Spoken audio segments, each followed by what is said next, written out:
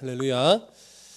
우리는 하나님의 영이 우리 속에 거하는 자들입니다. 그래서 육신의 정욕대로 살아갈 수 없는 그러한 자들이죠. 성령 하나님께서 그렇게 가만 놔두시지 않기 때문에 그렇습니다. 그래서 늘 마음으로는 하나님의 법을 즐거워하며 그 법을 따라 살려고 늘 다짐하며 우리는 하루하루의 삶을 살아갑니다. 그러나 여지없이 우리의 삶의 흔적들을 보면 너무나 많은 부분이 육신으로 죄의 법을 섬기며 살아가는 흔적들이 참 많아서 그것으로 때로는 많이 가슴 아파하고 나는 왜 이렇게 의지가 부족한가, 나는 왜 이렇게 그리스도인답지 못한가, 이런 어떠한 절규, 때로는 탄식, 절망, 이런 것들을 갖고 성도가 살아가게 됩니다. 그러나 우리가 저번 시간에도 말씀을 나누었지만 이러한 절규마저도 내가 왜 이렇게 하나님의 자녀답지 못했지? 라고 하는 어떤 절망스러운 절규, 고백, 토로하는 것, 이런 모든 것들이요, 내 힘으로 되지 않는다라고 하는 사실이에요. 성령 하나님이 우리에게 그런 것을 보게 하시고 그런 걸 깨닫게 하시고 그래서 더 하나님 앞에서 나의 초라한 모습으로 인해 가슴 아파하는 것, 이 모든 것이 뭐냐면 성령 하나님이 우리 속에 거하시기 때문에 그렇고 우리 안에 신앙의 양심을 자꾸 불러일으키기 때문에 그러한 현상들이 일어나는 겁니다.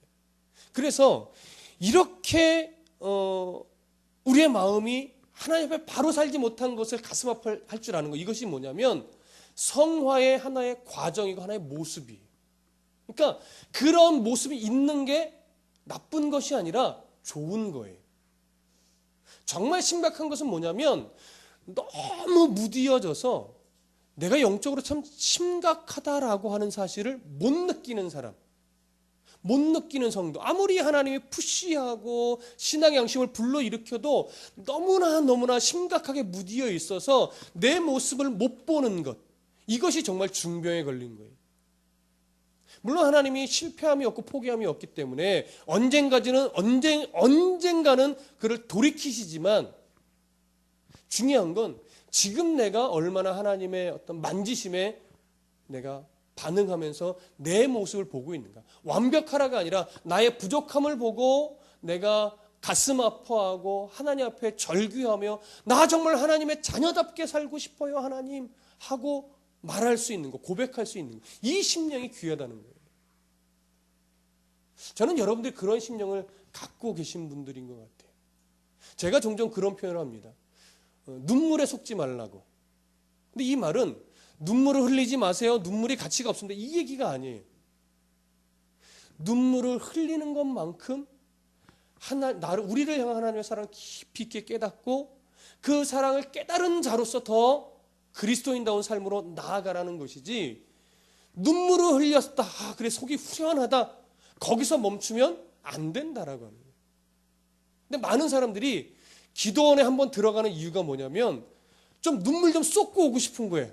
종교적인 카타르시스, 막 속이 시원하게 좀 울고 속이 시원하게 좀 기도 좀 하고 내려왔으면 좋겠다. 그게 나쁜 것이 아닌데 거기까지 딱 해놓고 그래 나 이제 충분히 했어, 그리고 내려와서 또 기도한 자와 전혀 상관없이 눈물을 그렇게 콧물을 흘린 자랑 전혀 상관없이 또 그냥 무디게 살아가는 모습 때문에 제가 눈물에 속지 말라고 자꾸 말씀을 드리는 거예요. 우리의 여러분들의 눈물과 여러분들의 고백과 여러분들의 엎드림이 정말 소중하고 귀합니다. 그래서 우리의 이제 다짐이 뭐가 돼야 되냐면, 그래 내가 눈물을 흘린 만큼 하나님 앞에 더 겸손해야지. 눈물을 흘려 고백하고 기도한 자처럼 내가 더 그리스도인다운 표정을 가져야지, 삶을 가져야지. 이런 자세면 충분한 거예요. 그런 너무 귀한 거예요. 이것이 바로 성화의 모습입니다. 예수를 죽은 자 가운데서 살리셨던 그 성령 하나님이 우리를 그렇게 만드셔서 훗날 언젠가는 우리에게 예수 그리스도를 부활시키신 것처럼 우리들도 부활시키셔서 정말 영화로운 삶, 하나님과 영원한 화목을 이룬 자로서 정말 우리가 지금 감히 상상할 수 없는 영원한 복을 누리는 존재로 이끌어 가실 겁니다. 우리가 그날을 소망합니다. 그날을 소망하면서 이제 우리가 오늘 본문으로 더 깊이 들어갈 것인데 12절 함께 보시죠. 함께 읽습니다. 시작. 그러므로 형제들아 우리가 빚진 자로 돼 육신에게 져서 육신 될 대로 살 것이 아니니라. 자, 여기 12절에 그러므로라고 하는 말은 앞에 무엇인가 내용을 받은 결과 이러하라라는 거죠. 그 앞에 받는 내용이 뭐예요? 그 앞전의 내용, 앞장의 내용도 포함이 되지만 가깝게 8장 1절에서부터 11절까지의 내용이에요. 특별히 9절부터 11절을 보면 하나님의 영이 너희 안에 거하여 계시다라고 하는 거죠. 육신에 있지 않고 너희는 영에 있는 자다라고 하는 것이죠. 그래서 10절 중간에 영은 의로 말미암아 살아있는 것이다. 그리고 11절에 예수를 죽은 자 가운데서 살리신 이의 영이 너희 안에 거하신다. 예수 그리스도를 죽은 자 가운데 살리신 그 성령 하나님이 너희 안에 거하시니 너희는 그의 영으로 말미암아 너희 죽을 몸도 성령 하나님이 살릴 것이다. 이 얘기죠. 그러기 때문에 이것이 사실이기 때문에 이렇게 되는 거예요. 자, 그래서 이어지는 내용이 뭐냐면 형제들아, 형제로 이제 사도 바울이 호칭을 해. 형제들아, 우리가 빚진 자로 돼. 채무자라는 거예요. 우리는 채무자다 이거예요. 우리는 채무자다. 우리는 빚진 자다. 그런데 바울이 강조하는 게 뭐예요? 어디에 빚진 자가 아니라고 얘기해요? 육신의 빚진 자가 아니라고. 여기 육신의 저서라고 하는 말은 실패했다, 패배했다 이런 얘기가 아니라 육신의 빚진 자가 아니란 얘기예요. 여기서 말하는 육신은 헬라어로 사륵스라는 겁니다. 제가 종종 말씀드리는데 이 사륵스라는 것은 죄로 자꾸 기울어지는 우리의 성향이에요. 죄의 유혹에 자꾸 넘어지고 죄의 습관을 쫓아 자꾸 생각하고 말하고 행동하게 되는 우리의 죄성을 말합니다. 그러니까 그렇게 죄의 유혹, 죄의 영향력, 사단에게 우리가 빚진 자가 아니라는 거예요. 그렇기 때문에 우리는 뭐대로 살면 안 된다? 그 악한 영의 죄의 빚진 자처럼 죄의 육신의 정욕대로 살면 안 된다라고 하는 거예요. 이 내용을 그 표준 세번역 성경이 참 잘 번역해놨는데 표준 세번역이 이렇게 번역해놨어요. 그러므로 형제자매 여러분, 우리는 육신을 따라 살도록 육신의 빚을 진 사람이 아닙니다. 이렇게 번역을 해놨어요.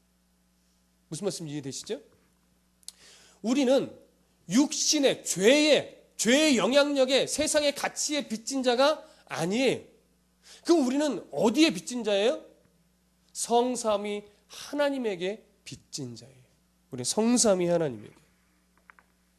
성삼위 하나님, 우리의 모든 구원의 과정을 이끄시고 성취하신 성삼위 하나님, 구원을 계획하시고 구원의 그 계획을 성취하시고 그리고 구원의 그 모든 계획을 우리에게 적용시키시는 성부, 성자, 성령 하나님, 그 구원의 전 과정을 이루어내신 그 성삼위 하나님께 우리는 뭐예요? 빚을 진 자들이에요. 그래서 우리는요, 빚진 자로서의 삶을 살아가야 돼요. 그러면 여러분, 빚진 자라는 것, 채무자라고 하는 것은 기본적으로 어떤 의무가 주어지는 거죠? 빚을 갚는 의무가 주어지는 거예요. 빚을 갚아야 되는 사람들이에요. 그런데 보십시오. 하나님께 우리가 진 이 구원의 빚을 갚을 수 있습니까? 갚을 수 없죠. 하나님이 갚으라고 요구하십니까? 요구도 안 하시죠. 우리가 구약시대 사무엘서에서 다윗의 이야기를 종종 들었어요. 다윗이 하나님께 빚 갚는 심정으로 뭐 하려고 그랬죠? 성전을 지어드리려고 했어요. 그때 하나님이 착하다 허락하셨어요? 아니에요. 건방지다 그랬어요. 쉽게 얘기하면. 네가 뭔데 나에게 성전을 지어준다고 하느냐. 넌 그럴 존재도 아니고 능력도 안 되고 내가 언제 너한테 성전을 백향목으로 지어달라고 하던 적이 있었느냐라고 오히려 책망하셨어요. 니들이 내게 해줄 것이 있는 것이 아니라 내가 다윗 너에게 해줄 것만 있다라고 하는 것이죠. 오늘도 마찬가지예요. 여러분들이나 저나 하나님께 해드릴 수 있는 것 없습니다. 해드릴 능력도 없습니다. 하나님이 우리에게 그것을 요구하지도 않습니다. 그런데 우리는 그냥 아무렇게도 안 하고 살아도 돼요? 그거 아니에요. 우리는 하나님 앞에 갚을 수 없기 때문에 우리가 진 이 빚을 누구에게 갚아야 되느냐? 복음이 필요한 자들에게 갚아야 되는 거예요. 그들에게 뭘로 갚아요? 돈으로? 아니에요. 복음으로 갚는 거예요. 하나님 앞에 구원을 빚진 자로서 우리는 복음이 필요한 자들에게 복음으로써 그들에게 갚아가야 돼요. 그게 성도의 기본적인 자세요, 의무요, 책임입니다. 자, 로마서 1장 13절 다시 한번 봐볼게요. 로마서 1장으로 한번 가보세요.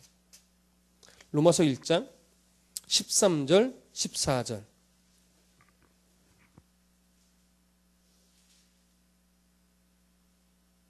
14절 15절. 로마서 1장 14절 15절 함께 읽겠습니다. 시작. 헬라인이나 야만인이나 지혜 있는 자나 어리석은 자에게 다 내가 빚진 자라.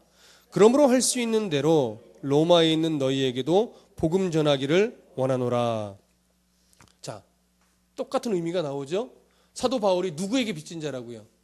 헬라인에게나 야만인에게나 지혜 있는 자나 어리석은 자나 복음이 필요한 그들에게 다 내가 빚진 자와 같다 이거예요. 무슨 빚? 복음의 빚이죠. 그래서 어떻게 하겠다고요? 빨리 할 수 있는 대로 너희들에게 가서 너에게도 이 빚을 갚는 마음으로 복음을 전하기를 원한다라고 하는 거예요. 그렇기 때문에 결국 바울이 행해왔던 바울의 선교 사역은요, 결국 무엇과 같은 결과를 내냐면 하나님 앞에 빚진, 하나님 앞에 빚을 갚는 것과 동일한 결과를 낳은 거예요. 하나님이 그걸 원하시고 기뻐하시는 거죠. 그렇기 때문에 성도가 복음을 가지고 선교적인 삶을 산다라고 하는 것은요, 아주 중요한 가치고 그렇게 살아가야 될 이유가 여기에 있는 거예요. 여러분들의 삶 속에, 우리의 삶 속에 말과 행실과 또 가정에서 모든 삶이 선교적인 마인드로 우리가 살아가야 하는 거예요. 이런 이유에 있어서. 그러니까 우리는 이웃에게도 복음의 빚을 진 자는 마찬가지고 우리의 자녀에게도 복음의 빚을 진 자들이에요. 그래서 자녀들에게 인류대학 가는 방법을 가르치기 전에 복음을 가지고 살아가는 법을 먼저 가르치는 것이 더 중요합니다. 무슨 말씀인지 아시겠죠? 그래서 우리는 하나님 앞에 빚을 진 자고 그 빚은 복음이 필요한 자들에게 갚아야 되는 것이 성도의 삶이에요. 자, 우리는 이런 결단을 가지고 살아가고자 늘 다짐합니다. 이런 말씀이 선포되어지면 아멘, 그래 내가 그렇게 살아야지 다짐합니다. 그리고 그렇게 살기도 합니다. 그런데 그렇게 살지 못하는 모습도 또한 너무나 많은 거죠. 그래서 힘쓸지라도 애쓸지라도 노력할지라도 또 넘어지는 나를 발견하게 되죠. 그래서 종종 절망하는 거예요. 그러나 우리가 서론적으로 앞에서도 제가 말씀을 드렸지만 아시다시피 예수 그리스도께서는 우리가 하고 있는, 그리고 우리가 날마다 하고 있는 이 절망을 누가 극복하셨어요? 예수 그리스도께서 십자가 위에서 극복해 내셨어요. 그리고서 우리는 예수 그리스도께서 극복하여 승리하신 그 보장된 승리를 극복해 내셔서 이루신 그 승리를 마치 내가 승리한 승리처럼 우리는 가지고 살아가는 자예요. 그것을 보장된 승리라고 하는 거예요. 예수 그리스도께서 승리해 놓으셨어요. 그리고 그 승리를 내게 가져서 나도 승리한 자다. 왜? 예수님이 내 대신 승리해 주셨으니까. 그래서 나도 승리자다. 빼앗기지 않는 승리자다. 번복되지 않는 승리자다라고 하는 것을 가슴에 품고 오늘도 살아가는 거예요. 그래서 여러분, 넘어져도 괜찮아요. 절망하셔도 괜찮아요. 지금 다짐하고 교회 문 열고 나가서 또 넘어지셔도 상관없어요. 물론 상관없으니까 또 넘어져야지 이거는 안 되죠. 그러나 애쓰는데 잘 안 되는 건 괜찮다 이거예요. 하나님이 계속 일깨우실 거예요. 일깨울 때마다 또 다짐하고 또 각오하고 계속 싸울 힘을 얻으면 돼요. 싸울 용기를 내면 되는 거예요. 포기하지 않고. 그게 하나님이 원하시는 거예요. 이게 뭐냐? 이게 바로 성화라고 하는 거예요. 신학적으로. 그럼 계속 제가 성화라고 표현하고 있는 거 기억하셔야 돼요. 이게 바로 성화예요. 근데 이 과정을 모르면 나는 맨날 절망만 해. 하나님은 날 도우시지 않나 봐. 난 예수를 닮을 자격이 없나? 이러면서 점차 하나님과의 거리가 멀어지고 무뎌지고 그러다 잊어버려요. 그래서 결국 그냥 하나님을 떠나고 교회를 떠나고 그냥 세상과 별 구분 없이 그냥 이제는 살아가게 돼요. 그것이 뭐냐? 육신의 빚진 자처럼 육신대로 살아가는 모습인 거예요. 여러분, 넘어지는 것이 육신의 빚진 자처럼 육신대로 살아가는 것이 아니에요. 넘어질 수 있어요. 절망하는 자는요, 내가 왜 그리스도인답게 못 살아? 오늘도 입이 방정이었어. 뭐 이러면서 나 자신을 좀 채찍질하는 이 사람은요, 넘어진 자가 아니에요. 육신대로, 육신의 빚진 자로 살아가는 자가 아니라고요. 육신의 빚진 자로 살아가는 자는 넘어졌다 일어서는 이런 성도를 말하는 것이 아니라 내가 넘어진 줄 모르고 살아가는 자. 그게 육신의 빚진 자로 살아가는 자. 그러니까 오늘 이 수요 예배에 앉아있는 여러분들은 아무리 삶에 부족한 모습이 많다 할지라도 여러분들은 육신의 빚진 자로 살아가는 자가 아니에요. 여러분들은 지금 성화의 과정을 밟고 있는 중인 거예요. 그러니까 우리는 조금 더 그런 모습이 적어지려고 애쓰는 거죠. 조금 더 성령 하나님이 내 속에 간섭하시는 그 간섭하심이 내가 조금 더 민감하게 그리고 바르게 그리고 빨리 반응하고자 그리고 지속적으로 반응하려고 애쓰는 성도가 되어야 하는 것이죠. 그러니까 여러분들은 지금 육신에 비친 자로서 육신에 매여 사는 자가 아니라고요. 어떻게 하면 더 성도답게 내가 일할까? 직장에서도 내가 어떻게 하면 더 성실할까? 이런 걸 늘 생각하신단 말이에요. 그래서 하루를 반성할 때마다 내가 오늘 좀 그리스도인답지 못한 모습이 하나가 딱 가슴에 걸리면 하나님 앞에 죄송스러워지고 뭔가 마음이 착잡하고 무거워지고 이런 것들, 이게 귀한 거라는 거지. 목사도 마찬가지입니다, 여러분. 목회를 하고 성도들과 관계를 맺을 때 원하지 않는 어떤 상처를 성도들한테 주게 되거나 아니면 어떤 일이 있을 때 중재자의 역할을 좀 바르게 해줘야 되는데 그러지 못했을 때, 그래서 별거 아닌 일이 이렇게 좀 크게 벌어질 때가 있잖아요. 그럴 때 목회자는요, 내가 목사 맞나? 내가 왜 이러지? 이렇게 자책하게 된다고요. 이제 그럴 때 자괴감이 들고 이렇게 절망하게 되기도 하는데, 목회자가 그럴 수 있다는 것은 뭐냐면 아직 그래도 하나님 앞에 정직하려고 애쓴다는 증거라고 하는 거예요. 근데 이것이 자꾸 사라지게 되면 목회자가 성도야 어찌 되든 말든 뭐야? 나만 유명해지고 나만 넉넉해지고 교회 성도만 늘어나고 교회만 커지면 돼. 이런 식으로 하나님의 마음에 민감하지 않게 되죠. 그러면 그건 뭐예요? 아무리 목사의 일을 하고 아무리 설교를 하는 자더라도 육신에 빚진 자처럼 육신대로 사는 거예요. 그가 하는 일의 일터가 교회일 뿐이지 그는 육신대로 살아가는 목회자일 뿐이에요. 아무리 설교가 멋대가리 없고 아무리 말주변도 없는 목회자라 할지라도 목사답지 못한 것 때문에, 리더답지 못했던 모습 때문에 하나님 앞에 마음 아파하고, 하나님 제가 목사 맞나요? 막 이렇게 하나님 앞에 절규하고 있다면 그 목회자는 지금 성화의 과정을 잘 밟고 있는 거죠. 성도와 마찬가지로. 우리가 지금 이 중심을 놓치시면 안 돼요. 그래서 여러분들은 절망할 이유가 있어요? 없어요? 없어요. 절망할 이유가 없어요. 그게 바로 우리의 모습인 겁니다. 자, 13절 보시죠. 8장 13절 함께 읽습니다. 시작.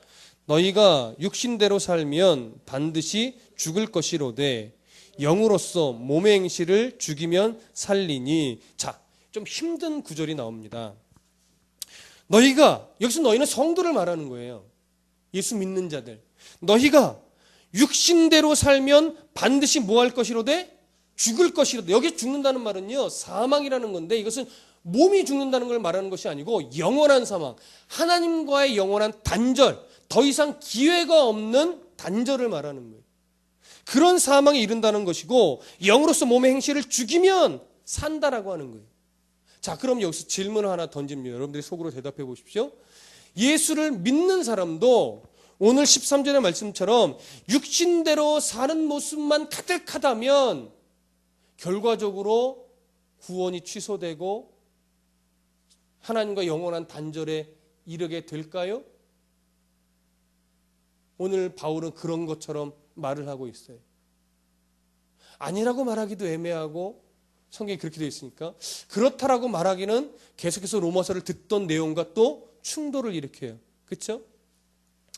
알미니안주의자들이라고 있습니다. 신학적으로 보면 알미니안주의자들, 또 그쪽 계열의 주석가들은 뭐라고 얘기하냐면 예수를 믿어 성도가 된 자들도 육신에 빠져서 계속하여 살게 되면 결국 영원한 사망에 이르게 된다라고 얘기를 합니다. 그래서 그렇게 되지 않으려면 영으로서 몸의 행실을 계속 죽이는 삶을 살아야 된다라고 강조해요. 근데 그런 알미니안주의자들의 사실은 사상이 어떻게 보면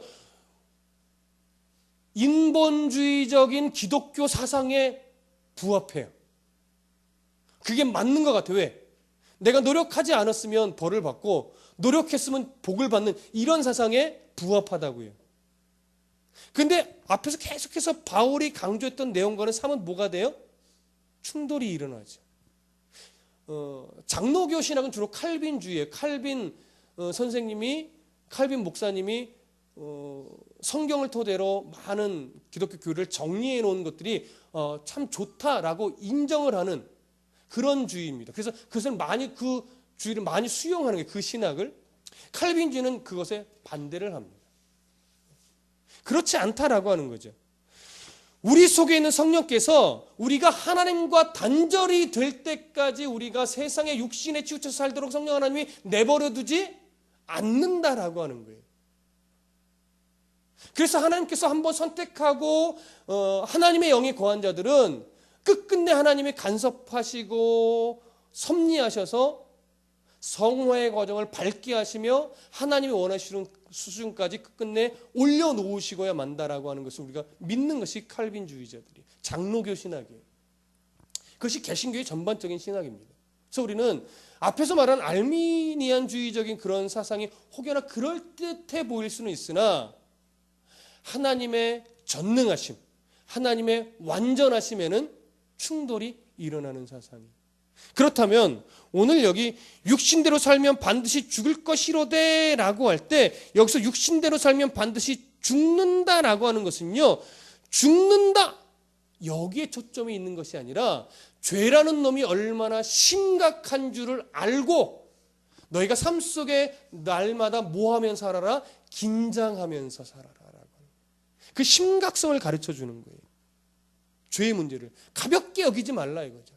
너의 삶 속에 일어나는 어떤 그런 하나님 앞에 죄스러운 부분들을 에이 남들 다 그렇지 뭐 하면서 쉽게 넘기지 말라 이거예요. 비근한 예로 신물 우연히 보다가 오늘의 운세가 있네. 그래 나는 돼지띠니까 돼지띠는 뭐라고 돼 있나 하면서 믿지는 않지만 좋은 얘기 있으면 씩 웃고 좀 부정적인 얘기 있으면 에이 이건 뭐야 하고 막 이게 막 꾸기려고 그러고 이딴 짓 하지 말라라는 거예요.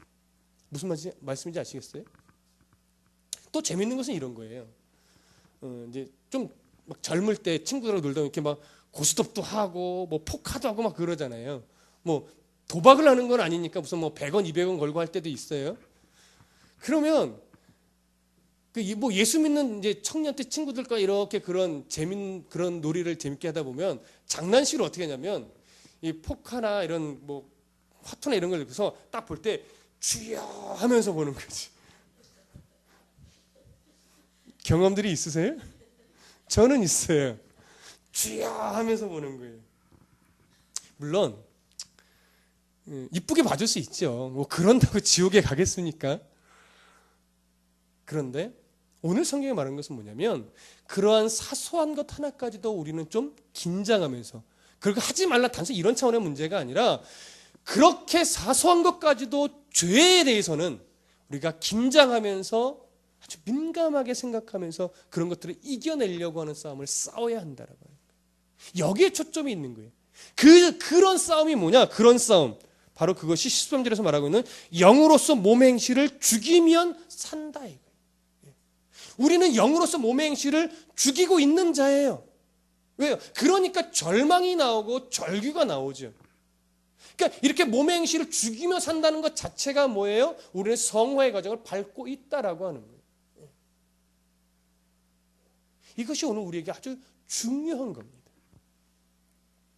몸의 행실을 죽이는 삶. 데살로니가전서 5장 16절에서 22절에 보면 이렇게 되어 있어요. 항상 기뻐하라. 쉬지 말고 기도하라. 범사에 감사하라. 이것이 그리스도 예수 안에서 너희를 향하신 하나님의 뜻이니라. 그리고 이어져서 뭐라고 말하냐면 성령을 소멸하지 말며 예언을 멸시하지 말고 범사에 헤아려 좋은 것을 취하고. 여기는 긍정적인 거예요. 근데 또 22절 악은 어떤 모양이라도 버리라. 악은 어떤 모양이라도 버리려고 애쓰는 것, 좋은 습관, 하나님 안에서 좋은 습관, 여기 어떤 습관이요? 기도하는 습관, 감사하는 습관, 기뻐하는 습관, 하나님의 뜻, 성령을 소멸하지 않으려고 하는 그 애씀, 그것들은 취해야 돼요. 그런데 또 어떤 거예요? 악은 어떤 모양이라도 버리려는 애씀이 있어야 된다는 거예요. 그 애씀을 가지고 살아가면서 때로는 절망하고, 때로는 너 잘했어, 야 오늘 너 진짜 훌륭했어, 뭐 스스로를 칭찬하기도 하고, 이런 것이 반복되어지는 과정이 중요하다라고 하는 거죠. 그게 있어야 된다라고 하는 거예요. 그것이 뭐예요? 그 애씀이 바로 성화라고 하는 거예요. 그 애씀이. 그 애씀이 오늘 성경에서는 영으로서 몸의 행실을 죽인다라고 하는 거죠. 그게 생명 있는 자의 증거예요. 오늘은 마치 조건처럼 죽이면 산다 이렇게 이야기하고 있지만 아니에요. 그렇게 살아나가는 것이 뭐냐면 생명 있는 자라고 하는 증거요, 사인인 거예요. 그래서 오늘 여러분들은 그 사인을, 그 증거를 뭐하고 있는 자예요? 가지고 있는 자들이에요. 저는 이미도 여러분들과 같이 신앙생활을 하고 또 대화를 하는 과정 속에서 그런 가슴 아파하는 것을 저는 많이 보았습니다. 더 믿음으로 서고 싶어하고, 더 우리 가정이 주 안에 하나 된 가정이 되기를 소원하고 있고, 우리 자녀가 좋은 대학 가는 것보다는 좋은 하나님의 자녀가 됐으면 좋겠다라는 소원을 가슴에 품고 있는 것을 압니다. 그래서 여러분들의 신앙은 귀합니다. 여러분들은 이미 영으로서 몸의 행실을 죽이는 싸움을 싸우고 있는 자들입니다. 넘어진다 할지도 안 넘어지는 사람은 없으니까. 여러분 오늘 좀 나 스스로를 좀 위로하셨으면 좋겠어요. 그렇게. 그래, 태희야 너 잘하고 있는 거야. 이제는 좀 덜 넘어지자 이러시면 돼. 이제는 좀 덜 넘어지자. 왜? 나는 하나님의 영이 내 속에 거하고 있다는 거 오늘 알았으니까. 그러니까 여기 오늘 영으로서라고 표현할 때요, 13절 영으로서 몸의 행실을 죽인다라고 할 때 여기 아주 주된 포커스 하나가 있는데 그게 뭐냐면 내 위치를 안다라는 거예요. 내 위치를. 네가 누구의 사람인지를 안다라고 하는 거예요. 네가 누구의 자녀인지를 안다라는 거예요. 하는 거죠. 누구의 자녀예요? 우리는 하나님의 자녀예요. 하나님의 자녀인 걸 알기 때문에 괜찮아. 넌 하나님의 아들이야. 넌 하나님의 딸이야. 하나님이 너 포기 안 해. 오늘 넘어졌다 일어났다라는 거 그게 귀하다. 그러면서 단단해진다. 스스로 위로하는 거지. 오늘 많이 좀 넘어졌네. 내일은 덜 넘어지자. 이렇게 스스로를 격려하고 또 도닥거리고 또 일어날 힘을 얻는 거예요. 여러분 다음 구절 보십시오. 14절 함께 읽습니다. 시작. 무릇 하나님의 영으로 인dom을 받는 사람은 곧 하나님의 아들이라. 하나님의 자녀라는 얘기죠. 그렇죠? 오늘 그 인dom을 따라 하루 종일 산다고 했지만 또 그냥 육신대로 살았던 흔적 많았지만 이 시간을 기억해서 말씀표에 또 나온 여러분들 바로 뭐예요? 하나님의 자녀이기 때문에 가능한 겁니다. 이 부분을 조금 더 명확하게 15절에서는 이렇게 얘기해요. 너희는 다시 무서워하는 종의 영을 받지 아니하고 양자의 영을 받았으므로 우리가 아빠, 아버지라고 부르짖느니라. 우리에게 무슨 영을 받은 자라고요? 우리는요? 양자의 영을 받은 영이라고요. 무슨 영을 안 받았다고요? 무서워하는 종의 영을 다시 안 받았다고요. 여기 종의 영에 대해서 사실은 신학자들은 두 가지로 자꾸 갈라져요. 종의 영은 악한 영이다라고 하는 견해와 종의 영은 성령을 말한다 이렇게 말하고요. 근데 둘 다 굉장히 가능성이 있어요. 제가 참으로 존경하는 목사님도 이건 성령이라고 이렇게 강조를 하면서 그 근거를 이렇게 들더라고요. 성도가 세상에 대해서 무서워하고 절망할 수 있는 성령의 도우심이 있기 때문에 가능하다. 그런데 그 말이 또 맞는 거예요. 그렇죠? 성령 하나님 읽게 오시니까 내가 세상에 이렇게 매여 살면 안 되는데 이런 깨달음을 얻잖아요. 근데 제가 걸린 건 뭐냐면요. 다시라고 하는 단어예요. 다시 무서워하는 종의 영을 받지 아니했다. 성령님이 겨하시다가 나갔다가 다시 들어온다? 이거는 옳지 않아요. 늘 변함없이 거예요. 변함없이 우리의 어떤가 상관없이 변함없이 나를 늘 똑같이 사랑하시는 것처럼 성령 하나님 우리 속에 나가지 않습니다, 여러분. 늘 함께 하시는 거예요. 예수님도 약속하셨잖아요. 너희와 항상 함께 있으리라. 그러면 여기 이건 뭐냐? 저는 그래서 이것을 성령으로 해석하지 않고 다른 여러 신학자들의 주장처럼 이것을 악한 영으로 봅니다. 악한 영은 우리로 하여금 뭘 두려워하게 하냐면 세상의 가치를 두려워하게 돼요. 그 증거가 뭐냐면요. 우리는 예배 못 드리는 두려움보다 솔직하게 무슨 두려움이 많냐면 없는 것에 대한 두려움이 더 커요. 물질이 없는 것으로 인해서 오는 두려움, 명예가 없는 것으로 인한 두려움, 자녀가 좋은 직장 또 결혼하지 못하는 것, 이런 여러 가지 것들, 세상의 가치관에 내가 충분히 살아갈 수 있을 만큼의 뭔가를 가지고 있지 못함으로 인해서 오는 두려움이 더 많다라고 하는 거죠. 누가 주는 거예요? 하나님이 주는 거예요? 하나님은 그런 두려움을 주시는 분이 아니란 말이에요. 누가 줘요? 악한 영이 주는 거지. 너 그거 없어. 너 예수 믿어도 돈 없으면 말짱 헛거다. 너 예수 아무리 잘 믿어도 가방끈 짧아봐라 교회에서 무시당한다. 누가 주는 생각이에요? 사단이 주는 생각이에요. 목사에게도 그런 사단이 틈타요. 야, 돈 많은 성도랑 악수하고 친해져야 돼. 그래야 헌금 쑥쑥 들어와. 큰일 날 생각이죠. 그렇죠? 악한 영이 주는 생각이에요, 여러분. 성도나 목회자나 똑같은 위험에 있는 거예요. 그래서 그런 걸 두려워하죠. 근데 우리가 예수 그리스도를 믿는 순간 그런 악한 영에서 종노릇하는 자의 신분이 이제는 아니죠. 벗어났죠. 하나님의 자녀가 되는 신분으로 우리에게는 완전 신분이 바뀌었단 말이에요. 그것을 알아야 되는 거예요.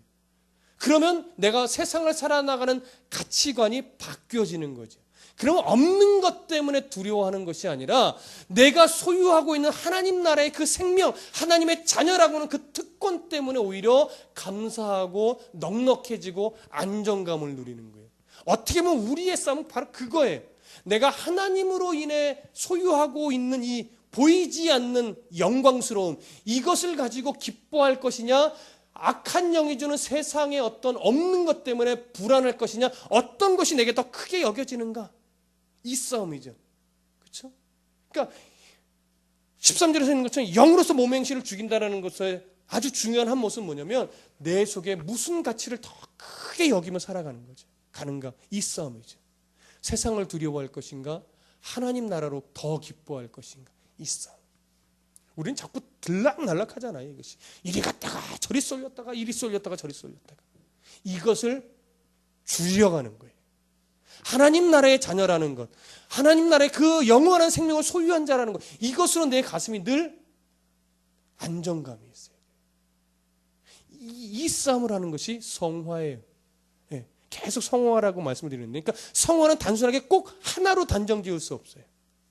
하나님의 자녀답게 만들어져가는 것, 내 속사람과의 싸움, 또 세상에서 살면서의 이웃들과의 그 싸움 속에서 그리스도인답게 살아가는 싸움, 이 모든 싸움들이 다 성화를 이루어가는 싸움인 겁니다.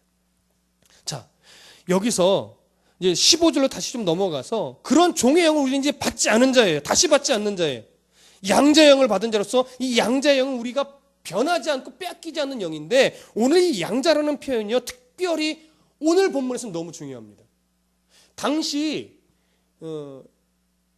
로마가 전 세계를 제패하고 이 당시에, 바울 당시에 양자라는 이 문화는요, 로마에 좀 많이 있었던 문화예요. 그래서 로마 시대에 이렇게 양자로 입양하는 일이 많았는데, 이 양자라고 하는 오늘 헬라어로 쓰여진 이 단어는요, 당시에 어떤 아이를 자신의 아이로 삼는 것을 의미하는 전문적인 법률 용어예요. 법정에서 양자입니다라고 선포하는 것. 그래서 법적으로 양자가 되면 놀라운 것은 로마 시대에 양자가 된 사람은요, 그 가정에서 모든 면에서 차별 없이 완전한 자녀로서의 대우를 완벽하게 누리며 살 수 있다. 재산권에 한해서도 다 아주 친밀하게.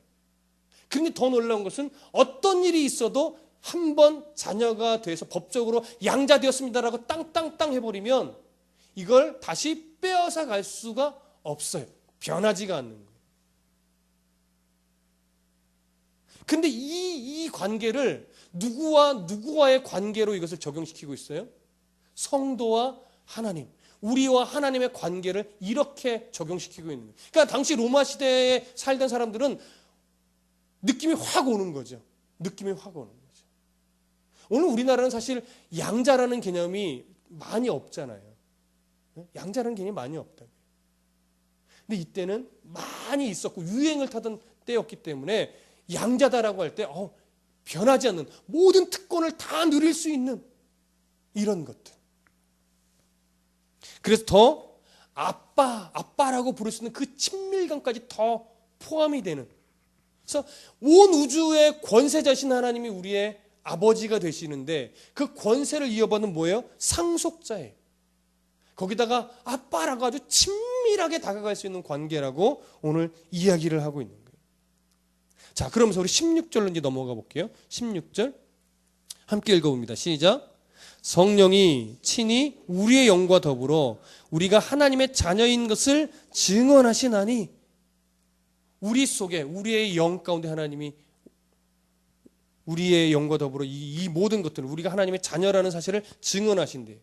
성경 곳곳에 이런 얘기가 있습니다. 요한일서 5장 10절에도 하나님의 아들을 믿는 자는 자기 안에 증거가 있고 하나님을 믿지 아니하는 자는 하나님을 거짓말하는 자로 만드나니 이는 하나님께서 그 아들에 대하여 증언하신 증거를 믿지 아니하였습니다.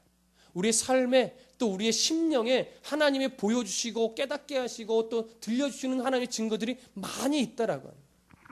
자, 그리고 이어지는 17절 함께 읽어보겠습니다. 시작. 자녀이면 또한 상속자 곧 하나님의 상속자요 그리스도와 함께한 상속자니 우리가 그와 함께 영광을 받기 위하여 고난도 함께 받아야 할 것이니라. 여기 보면 이제 결론적으로 자녀라고 이야기하고 있고 상속자라고 이야기하고 있어요. 자녀라고 하는 것은요, 가족 관계를 강조한 표현이라면 상속자라고 하는 것은 상속까지도 모든 재산권까지도 받게 되는 지위를 강조하는 거예요. 하나님과의 관계 속에서 또 하나님 나라의 위치에서 이 모든 것들이 우리와의 관계랑 똑같다라고 하는 거예요. 우리는 하나님의 자녀이면서 하나님 나라의 상속자라고 하는 이 지위까지도 받은 자라고 하는 것이지. 그러니까 얼마나 놀랍습니까? 근데 성경이 뭐라고 증언하냐면 자녀이면서 또한 상속자인데 이것은 하나님의 상속자라고 말하고 있고 그리스도와 함께 한 상속자래요. 이 표현이 굉장히 중요합니다. 그리스도와 함께 한 상속자라고 하는 표현은 어떤 의미가 있냐면 예수 그리스도와 우리는 똑같은 위치다 이것을 말하는 것이 아니라 우리에게 주어진 이 위치, 자녀여 상속자라고 하는 이 위치는 사람이 준 것이 아니라는 거예요. 하나님께서 우리에게 특별하게 허락해 주신 은혜라고 하는 것이죠. 그래서 그리스도와 함께 영광도 함께 될 만한 아주 특별한 위치요, 어느 누구도 빼앗아 갈 수 없고 어느 누구도 바꿀 수 없는 변하지 않는 그런 위치요, 지위요, 그런 관계라고 하는 것이죠. 우리에게 하나님이 그러한 관계를 허락해 주셨다라고 하는 거예요. 그런데 이제 사실은 우리가 읽고 싶지 않은 구절이 나와요. 뭐예요? 우리가 그와 함께 영광을 받기 위하여 뭘 받아요? 고난도 함께 받아야 할 것이니라. 이 고난이라는 게 뭐냐라는 것이 오늘 결론입니다. 왜 하나님 앞에서 상속자인데 그 예수 그리스도와 함께 영광을 받기 위해 우리가 왜 또 고난까지 받아야 되나, 이런 질문이 나타나는 것이죠. 바울이 갑자기 오늘 여기서 고난을 말하는 이유는 뭐냐면 하나님의 자녀가 됐다, 하나님의 상속자가 됐다라고 하는 이 위치, 이 신분이 결코 우리에게 고통이 없는 삶을 주는 것이 아니기 때문에 그래요. 고통이 없는 걸 주지 않는 것이 아니에요. 오히려 성도로 살기 위해, 자녀로 살기 위해, 상속자로 살기 위해 겪을 수밖에 없는 고난이 오히려 더 있다라고 하는 거예요. 그걸 더 강조하는 것이죠. 근데 문제는 뭐냐면 이 고난, 상속자이기 때문에 하나님의 자녀이기 때문에 받아야만 하는 이 고난이 너무 중요하다는 거죠. 이 고난을 이겨내는 싸움이 우리의 성도에게 있어서 너무 중요한 싸움이라는 것을 강조하고 있는 거예요.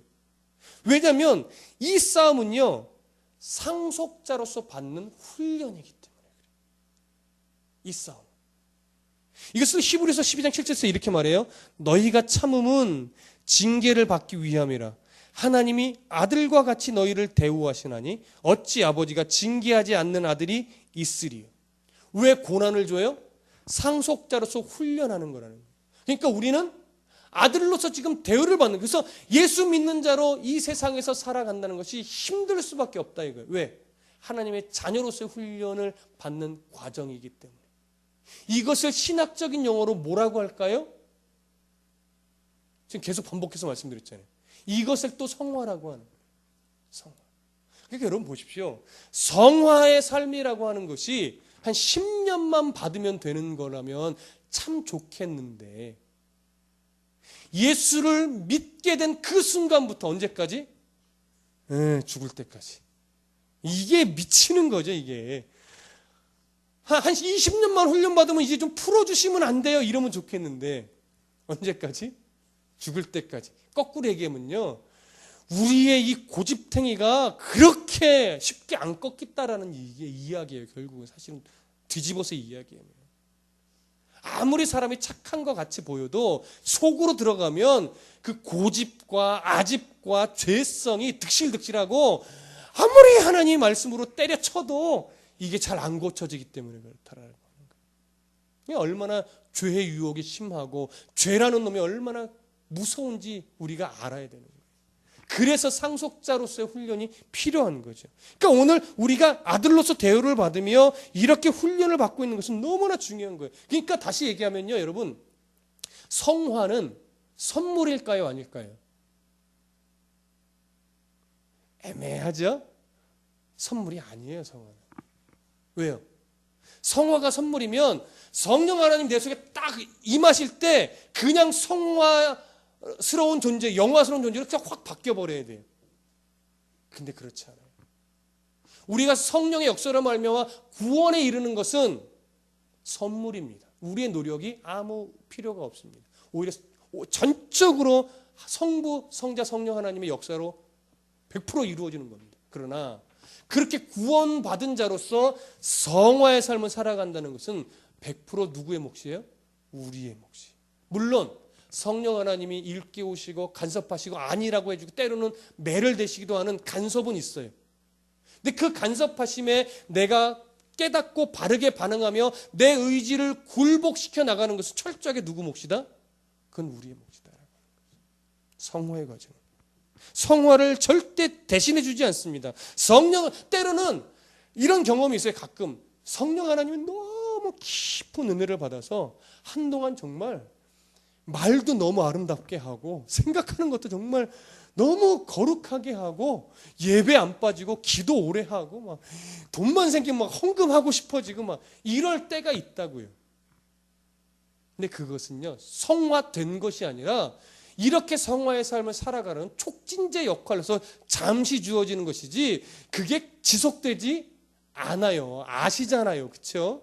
한때 그런 경험 없는 성도가 어디 있어요? 믿음이 좀 있고 내가 교회 생활 오래 했네 하는 사람은요, 한때 그럴 순간들이 있다고요. 눈만 뜨면 성경 읽고 버스만 타면 막 찬송 듣고 큐티하고 만나는 사람마다 막 오늘 큐티했어 뭐 아유 큐티도 안 하고 뭐 예수 믿는 사람 큐티해야 된다고 막 강조하고 한때 다 있다니까요. 근데 살아가는 이제 전환점이 몇 번 생기잖아요. 대학을 간다거나 직장에 간다거나 결혼을 한다거나 아이를 낳는다거나 그런 고비고비 속에서 하나씩 사라지죠. 심한 사람은 교회를 떠나는 거고 덜 심한 사람은 교회는 다니는데 무늬만 크리스천인 사람이 되어가기도 하고. 성화라고 하는 것은요, 그런 과정도 있다 이거예요. 그것도 있다 이거예요. 근데 그러면서 또 하나님이 간섭하시면서 하나둘씩 또 깨달아가는 거예요. 아이고 예전엔 그랬는데 정신 차리자 정신 차리자 막 스스로 막 머리 한두 번씩 쳐가면서 그렇게 다시 제재를 잡아가는 것, 이게 성화라고 하는 거죠. 단번에 되지 않습니다. 여러분, 어떤 것에 자주 넘어지십니까? 사람마다 약한 것이 조금씩 다 달라요. 어떤 사람은 이런 면에서는 강한데 이런 면에서는 참 약해서 자꾸 그런 문제만 걸리면 넘어지는 성도도 있어요. 집사님은 그게 약해? 사실 나는 이게 약해. 이런 문제만 딱 걸리면 막 분노가 나고 화도 나고 막 참지를 못하겠어 막 이러는 거 있잖아요. 여러분, 그것을 알고 그것 때문에 가슴 아파하는 것, 앞에서도 말씀드렸지만 그거 귀한 겁니다. 그걸 알고 있다라고 하는 것 자체가 소중한 거예요. 그러니까 포기하지 마시고 끝까지 싸워가시기 바랍니다. 여러분, 이 말씀 드리고 오늘 결론을 맺으려고 합니다. 세상에서 정말 힘든 것이라고 말하면 다른 거 여러 가지 말할 수 있겠지만 두 가지를 말씀드릴게요. 저도 어느 목사님의 설교를 통해서 알게 된 건데, 첫 번째로 정말 힘든 게 뭐냐? 정말 재미없는 영화 끝까지 봐야 되는 게 정말 힘들죠. 근데 또 정말 힘든 게 뭐냐면 믿음이 없는데 끝까지 앉아서 예배 드리는 거. 이것도 힘든 거예요. 그렇죠? 그러니 여러분, 오늘 우리의 가족이 나와 함께 오늘 예배하고 있다? 이거는요 정말 큰 복을 받은 거예요. 믿음의 수준은 높고 낮을 수 있어요. 그리고 언젠가는요 하나님이 세워가세요. 그 사람이, 그 가족이, 또 그 형제가 오늘 나와 함께 앉아서 예배를 시작부터 끝까지 같이 앉았다, 이거요 그 안에 성령님이 없으면 불가능한 거예요. 그러니 부족한 것 같고 연약한 것 같고 이렇게 막 좀 정신 차려 이러기보다 오늘 나랑 함께 예배하고 있는 자녀가 있다는 것이 너무 감사하다는 고백을 하고, 나와 함께 예배하는 아내가 있고 남편이 있고, 나와 함께 예배하는 부모가 있고 형제가 있다라고 하는 거예요. 이것 때문에 정말 기뻐하는 심령이 되셔야 된다. 그러면서 그 감사가 있는데, 내가 왜 이런 연약한 것 때문에 내가 이렇게 마음 아파하고 자꾸 넘어질까? 내가 다시 이겨내야지. 이렇게 큰 복을 주셨는데 라고 하면서 나를 그렇게 또 점검해 가시는 거예요. 그러니까 내가 어떤 위치에 있는 자인 줄 알고, 그리고 내가 어떤 복을 받은 자인지를 깨닫고, 그래서 나의 연약한 모습을 알아서 그것을 고쳐가려고 애쓰고 있다면, 저나 여러분들의 속에는 뭐가 있는 사람이라는 증거예요? 하나님의 영이 거하고 있는 자라는 증거고, 영원한 생명을 소유한 자라는 증거이고, 성화의 삶을 지금 살아가고 있다라고 하는 증거인 거예요. 그래서 저나 여러분들이나 가장 복된 하나님의 자녀인 겁니다. 그것을 오늘 충분히 기뻐하시기를 소원합니다. 기도하겠습니다.